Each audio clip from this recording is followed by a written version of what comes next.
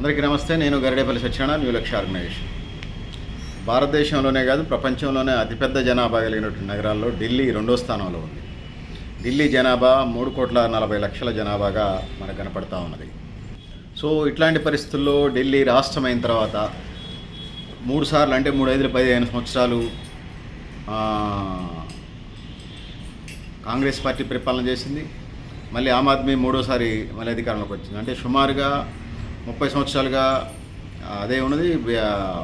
కేంద్రంలో పరిపాలన ఉన్న సుమారుగా 15 నుంచి 20 రాష్ట్రాల్లో అధికారంలోకి వచ్చినా కూడా బీజేపీ పార్టీ ఢిల్లీని కైవసం చేసుకోలేకపోతుంది. కేంద్ర ప్రభుత్వం అంతా వాళ్ళదే, దేశం అంతా వాళ్ళదే.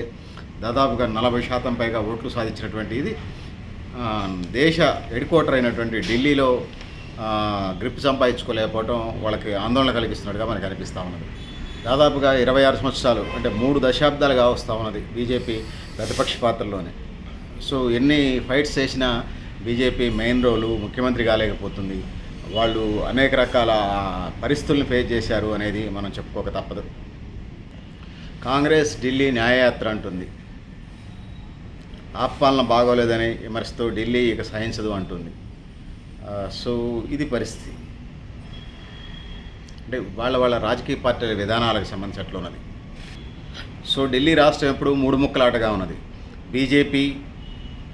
BJP, Aam Aadmi party, Congress party మధ్య 3 ముక్కలాటగా ఉన్నది. మనం ఎట్లా చూసినా కూడా అది మనకి అర్థమవుతూ ఉన్నది. 2013-14 నుంచి పరిస్థితులు మారుతూ వస్తున్నాయి.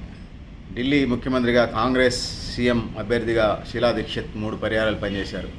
ఢిల్లీలో అధికారంలో ఉన్నటువంటి కాంగ్రెస్ 2013 నుంచే స్టార్ట్ అయిందనేది మనం చెప్పుకోవచ్చు. ఎన్నికల్లో 24.7% ఓట్లు సాధించినటువంటి కాంగ్రెస్ పార్టీ 2015 సంవత్సరానికి వచ్చేసరికి 9.7% ఓట్లతోనే వెనకబడ్డది.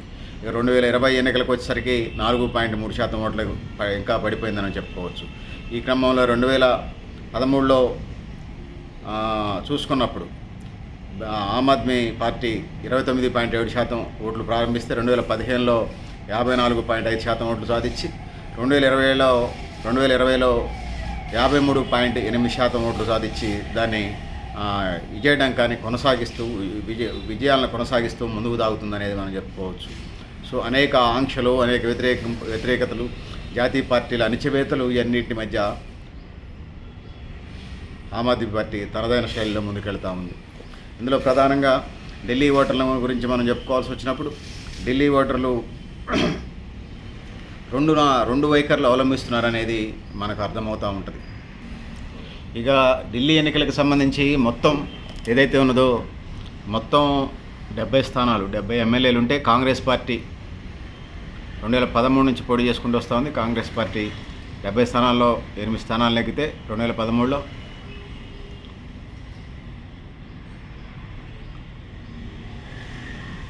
ఆమ్ ఆద్మీ పార్టీ 69 స్థానాలు పోటీ చేసి 28 సీట్లు గెలుచుకుంది. బీజేపీ పార్టీ 66 స్థానాలు పోటీ చేసి 31 సీట్లు గెలుచుకుంది. ఇక 2015 ఫలితాలను చూసుకున్నప్పుడు 70 సీట్లు పోటీ చేసినటువంటి ఇది ఆమ్ ఆద్మీ పార్టీ 67 గెలుచుకుంది. సీపురు పెట్టి ఊడ్చేశారన్నారు ఆ రోజుల్లో. ఇక 69 ఎమ్మెల్యే సీట్లకు పోటీ చేసిన బీజేపీ 3 సీట్లకే పరిమితమైంది. 70 స్థానాలకు పోటీ చేసినటువంటి కాంగ్రెస్ పార్టీ ఒక్క చోట కూడా గెలవలేకపోయింది.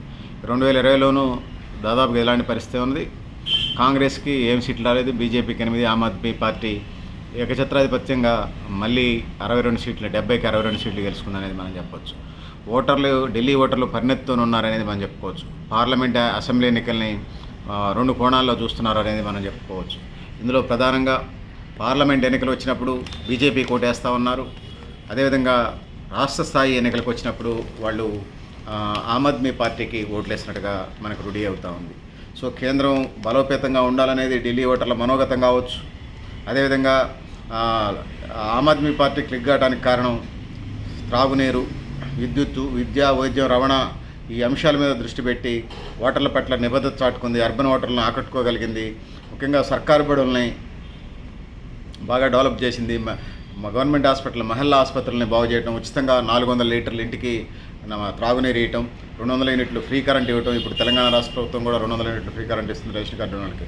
మహిళలకి ఉచిత బస్సు ప్రయాణం, ఇవన్నీ కూడా చేసేసి ఢిల్లీ స్థానిక ప్రజల మన్ననలు పొంది ఆకట్టుకున్నది.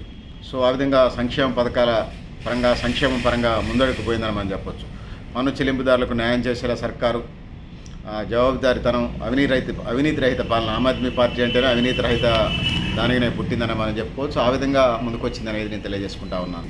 ఇక లిక్కర్ స్కామ్కు సంబంధించి వచ్చినప్పుడు మా ఢిల్లీ నుంచి తెలంగాణ దాకా ఈ లిక్కర్ స్కామ్ నడిచింది.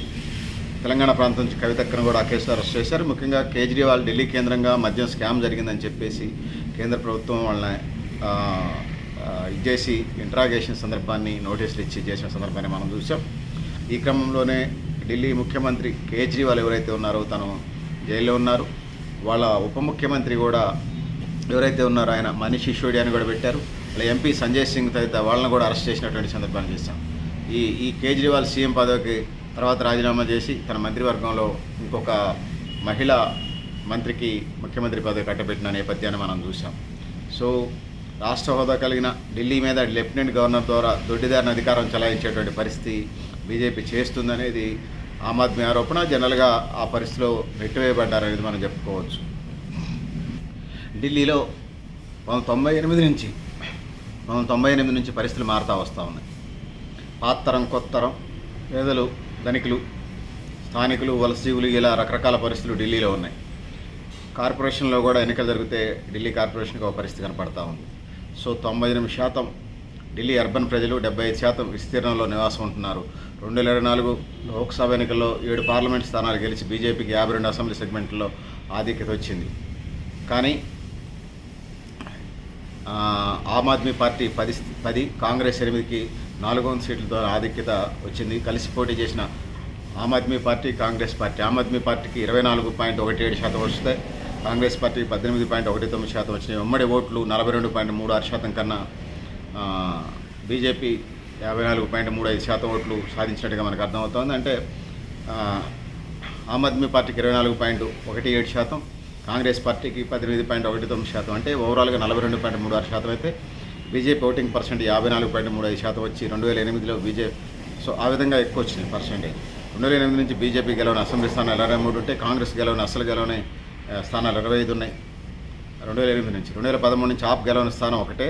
2013, 15, 20 అన్ని ఎన్నికల్లో వారు గెలుస్తూ వస్తున్నారు. ఆ స్థానాలు 26 ఉన్నాయి. సో ఆమ్ ఆద్మీ పార్టీ 4 లోక్సభ స్థానాలు పంజాబ్లోనే గెలిచింది తప్ప ఢిల్లీలో ఇంత మటుకి ఎంపీ స్థానాలు గెలవకపోవటం వాళ్ళ యొక్క విచక్షణ, ఢిల్లీ ఓటర్ల విచక్షణ. ఢిల్లీ 70 అసెంబ్లీ సీట్లలో బీహార్, యూపీ రాష్ట్రాల్లో వలస ఆధిపత్యం ఉన్న 17 స్థానాలు అయితే అంతే సంఖ్యలో స్థానాలు పంజాబీలు 14% జనాభా ఉన్నటువంటి ప్రాంతాలు ఉన్నాయి. వీళ్ళు నిర్ణాయక శక్తిగా ఉంటారు. స్థానికంగా పట్టుగలిగిన గుజ్జర్లు, జాట్లు 10 స్థానాలు.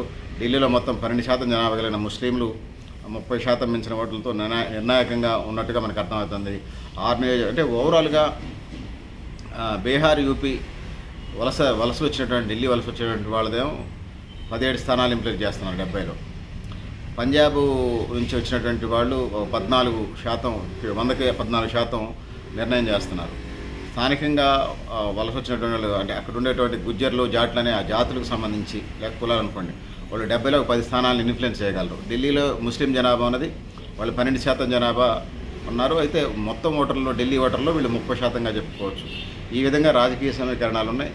సో ఢిల్లీ పీఠం బీజేపీకి ఇటు కాంగ్రెస్కి చాలా దూరంలో ఉన్నట్టుగా మనకు అనిపిస్తూ ఉంటుంది. మీరు కూడా మీ అభిప్రాయాన్ని కామెంట్ బాక్స్లో అడగని తెలియజేస్తూ నేను గరిడేపల్లి సత్యనారాయణ, న్యూస్ 4